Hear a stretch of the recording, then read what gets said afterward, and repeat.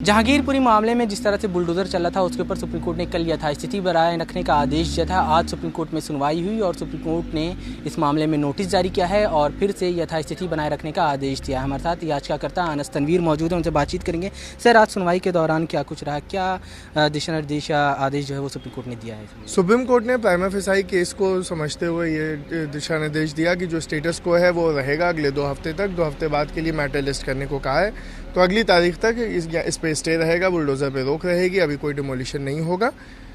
ये आदेश है आज। सुप्रीम कोर्ट में सुनवाई के दौरान ये भी कहा जा रहा था याचिकाकर्ताओं की तरफ से जो कार्रवाई हो रही है वो एक तरफा हो रही है। उसके ऊपर सॉलिसिटर जनरल ने ये कहा कि ये एक तरफा कार्रवाई नहीं है, इसमें नोटिस इशू किया गया था और खोरेगांव का उन्होंने जिक्र करते हुए कहा कि 80 के आसपास हिंदुओं के घरों के ऊपर बुलडोजर चला है, 23 मुसलमानों के ऊपर बुलडोजर चला है। जी, ये सॉलिसिटर जनरल ने ये बात कही है कि 80 हिंदुओं के घरों पे बुलडोज़र चला है और 26 मुसलमानों के घर पे बुलडोज़र चला है खरगोन में। यहाँ का अभी उन्होंने डेटा नहीं दिया। उन्होंने जो बात कही है वो अभी एफिडेविट पे नहीं है। जब वो एफिडेविट पे आएगी तो हम उसका जवाब दाखिल करेंगे। सर, जहांगीरपुरी मामले में आपने एक पिटीशन फाइल की है, गणेश गुप्ता जिनकी जूस की दुकान के ऊपर बुलडोज़र चला है, उस पर सुप्रीम कोर्ट ने आज कुछ कहा?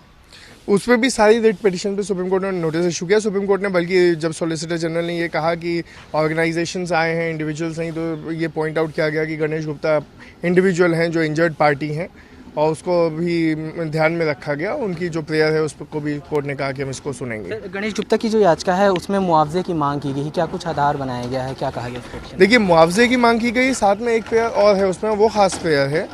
वो उन्होंने ये कहा है कि जो भी डिमोलिशन हो उसमें एक नाम के साथ एक अधिकारी नियुक्त किया जाए जिसकी पर्सनल जिम्मेदारी हो कि अगर कोई कानूनी लापरवाही होती है या कानून के खिलाफ काम होता है उस इंक्रोचमेंट ड्राइव में, उस डिमोलिशन ड्राइव में, तो उस अधिकारी की पर्सनल लाइबिलिटी होनी चाहिए। तो ये सबसे अहम प्रेयर है उनकी, और दूसरी उनकी प्रेयर कॉम्पनसेशन की है। सर, लेकिन सॉलिसिटर जनरल की तरफ से कहा गया कि कमिश्नर के पास ये अधिकार होता है कि वो जो सड़कों के ऊपर अवैध कब्जा किया होता है जिन लोगों ने, उसको हटाने के लिए किसी तरह के नोटिस की ज़रूरत नहीं थी। बाकी बिल्डिंग्स को गिराने के लिए नोटिस जो है वो दिल्ली हाईकोर्ट की तरफ से ऑर्डर दिया जा चुका है इस मामले में। देखिए, उन्होंने कहा है कि जो बिल्डिंग्स है उनके लिए नोटिस दिया गया है, लेकिन अभी कोई रिकॉर्ड पे नहीं है, तो जब तक वो रिकॉर्ड पे वो नोटिस और उनका सर्विस का प्रूफ नहीं आता है तो हम नहीं कह सकते। हमारा कहना यह है कि हमें कोई नोटिस नहीं दिया गया।